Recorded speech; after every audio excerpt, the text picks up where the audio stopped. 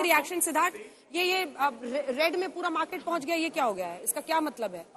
देखिए 190 fund down, वो Sensex और नीचे निफ्टी भी देखिए 67 डाउन। दो कारण है। एक तो फाइनेंस बिल में कोई क्लॉज पड़ा गया है जो हमारी जानकारी में नहीं आया है, ऐसा कई बार ही होता है।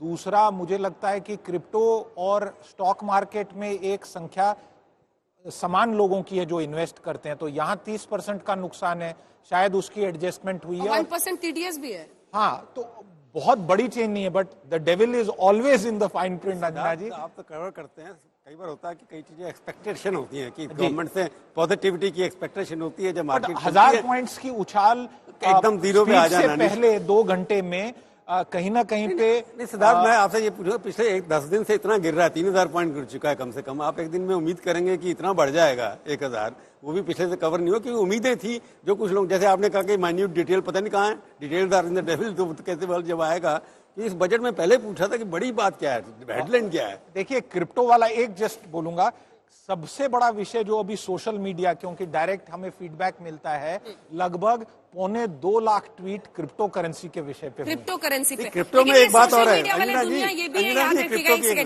टिकैत साहब जुड़े हुए हैं ना, टिकैत साहब रहिएगा, एक सवाल लेकर आ रही हूँ आपके पास। क्रिप्टो की बात जो है ना, जैसे बार बार आप कह रहे हैं क्रिप्टो के, सोशल मीडिया वाले तो ऐसे जो डिजिटली कनेक्टेड रहते हैं, डिजिटल एडिक्शन भी, तो हाथ में डेटा आपको बेरोजगार होने का भी एहसास छुड़ा देता है। क्रिप्टो में हाथ में डेटा रहे तो बस सोशल मीडिया पर इधर से उधर उछाल मारते रहिए। क्रिप्टो में जो बड़ी बात होने वाली है, आपने 30% टैक्स तो लगा दिया, टैक्स किसके ऊपर लगाएंगे? मेरे को जब तक मैं ये बताऊंगा मैंने कितने में खरीदा, जब बताऊंगा कितने में खरीदा तभी टैक्स लगाओगे ना।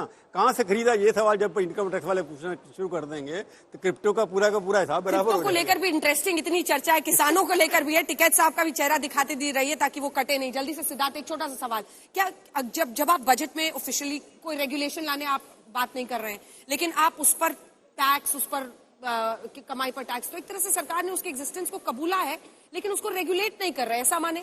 या फिर इससे हमारे पास टैक्स एक्सपर्ट हैं, वो बोल सकते हैं, बट मेरा ये मानना है कि as long as you declare, आपके पास इनकम हुआ, आपने डिस्क्लोज किया तो वो सही है, पर आपने किस स्रोत से उस इनकम को कमाया, उसकी लीगैलिटी इलीगैलिटी एक अलग विषय है। क्रिप्टो को अभी इस स्टेप के कारण कोई मान्यता नहीं दी गई है, उल्टा आरबीआई की करेंसी आई है, मतलब देश की एक सरकारी क्रिप्टो आने वाला है, डिजिटल रूपी। हाँ, सरकारी क्रिप्टो आने वाला है और जो कमाई होगी फिर पूरा अपनी तरफ से मामला होगा। ये तो सोचना पड़ेगा कि आप ट्रेडेबल नहीं होगा ना सरकारी क्रिप्टो। बिल्कुल सही कह रहे हैं, ट्रेडेबल नहीं होगा।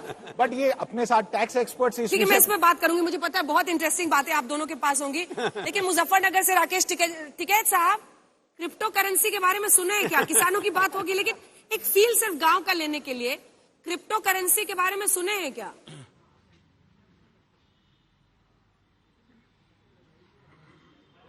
ये आज ही सुना हमने तो। ये नई करेंसी आओगी कोई देश में? अच्छा, अभी ना सुन, सिर्फ वो डिजिटल उससे चलेगी आप आपस में ही।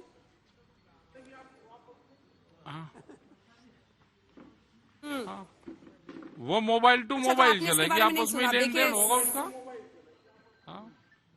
टिकैत साहब, आपसे छोड़ के सिद्धार्थ से मैंने बात की और देखिए हरा हरा हो गया पूरा मामला। क्या है ये समझ नहीं आ रहा मुझे, बाजार का खेल। जल्दी से टिकैत साहब आपके पास आते हुए, टिकैत जी, एक सीरियस नोट पे देखिए, इसको क्रिटिसिज्म के तौर पर मत लीजिएगा, लेकिन किसान और किसान नेताओं ने देश में बीते दिनों मुद्दा उठाया भी है किसानों का, लेकिन इसी के साथ वो टेलीविजन स्पेस लेकर अपने एक लेवल पे रहते हैं। दूसरी तरफ क्या सरकार की एक कोशिश है कि वो छोटे किसानों तक पहुंचे? क्योंकि अगर डायरेक्ट बेनिफिट वो देंगे, आप 10,000 कह रहे हैं कि फर्जी है, लेकिन 10,000 लोगों में तो मान लीजिए 2.37 लाख करोड़ रुपया, उतने में तो नहीं बटेगा, किसानों तक तो पहुंचेगा ना। इससे पहले भी किसान सम्मान निधि, और माना गया था कि पिछले चुनावों में जो यूपी में या फिर ऑल इंडिया भी बीजेपी का प्रदर्शन रहा, उसमें किसानों के पास सीधा पैसा आना एक बड़ा फैक्टर रहा। क्यों गुमराह सवाल सुन लीजिए सर, किसानों को फसलों के दाम तो दे नहीं रहे। मैं आपसे सवाल पूछ रही हूँ कि क्या छोटे किसानों तक पहुंचने की सरकार की एक कोशिश है? चूंकि ये चुनावी साल भी है, इसीलिए बजट इतना एलोकेट किया गया है। अब देखिए ना, 10 को पहली वोटिंग होनी है सर। राकेश,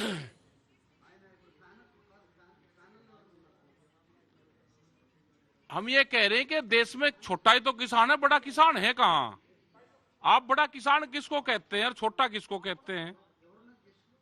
भाई देश में तो अगर उत्तर प्रदेश की बात करें, यहाँ पे उत्तराखंड की बात करें, हरियाणा की बात करें, तो ये छोटा ही तो किसान है, यहाँ पे बड़ा कहाँ है?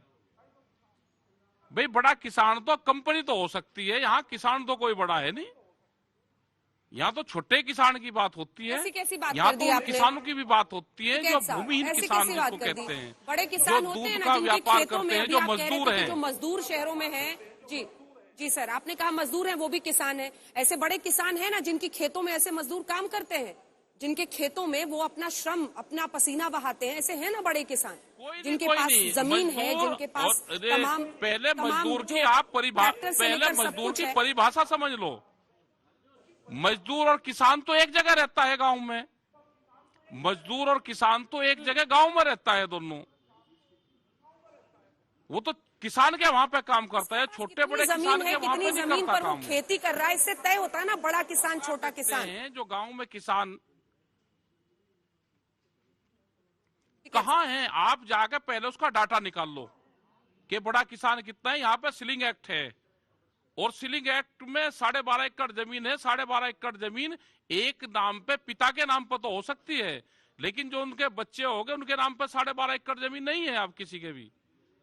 अगर कोई ट्रैक्टर से खेती कर रहा है वो ज्वाइंट फैमिली हो सकती है, वो बड़ा किसान नहीं उसको आप मान सकते किसी को, बड़ा किसान है ही नहीं। यहाँ पे तो सीलिंग एक्ट है। यहाँ पे ये गलत धारणाएं देश में फैलाई जा रही कि हम तो छोटे किसान का कर रहे थे, बड़ा किसान मतलब आंदोलनकारी को बड़ा किसान मानते हैं और छोटे किसान है सब। ये छोटा किसान ही आंदोलन करता है। आप उसकी जांच वो करो एक बार कि उस पर कितनी जमीन है, कहां वो आंदोलन कर रहा है। आंदोलन में कोई बड़ा किसान नहीं आता। ठीक, जो कंपनी चलाती है बड़ा किसान होता है, जिसकी हम तो बड़ी आपको बड़ी बड़ा ही कंपनियां किसान कितनी मानते हैं होती सर, बड़ा किसान भी, बड़ा 50 किसान बीघे नेता किसी भी। पे जमीन होगी वो इस तरह से है नहीं। यहाँ आपके पे पिता कोई की धरोहर आपके साथ है जी। सर, बाबा टिकैत कर। ठीक है, जल्दी से हम भी सर एक छोटे कमेंट ले लेते हैं, आप किसान बने रहिए हैं। हमारे कोई साथ। बड़ा- जल्दी से एक कमेंट यहाँ पर ले रहे हैं, गोगिया साहब आपसे और उसके बाद से गुलजार साहब आपसे। गोगिया साहब, डायरेक्ट टैक्सेस के लिए हमने आपको बुलाया था, लेकिन डायरेक्ट तो कोई बेनिफिट दिखा नहीं है इनकम टैक्स स्लैब में। इतनी उम्मीदें थी कि इतने साल बाद है, चुनावी है, कहीं इसी भरोसे 3 लाख कर दें एग्जेम्पशन लिमिट। एक्चुअली गवर्नमेंट का पर्पस था कि they want to give a stable Hindi and हाँ।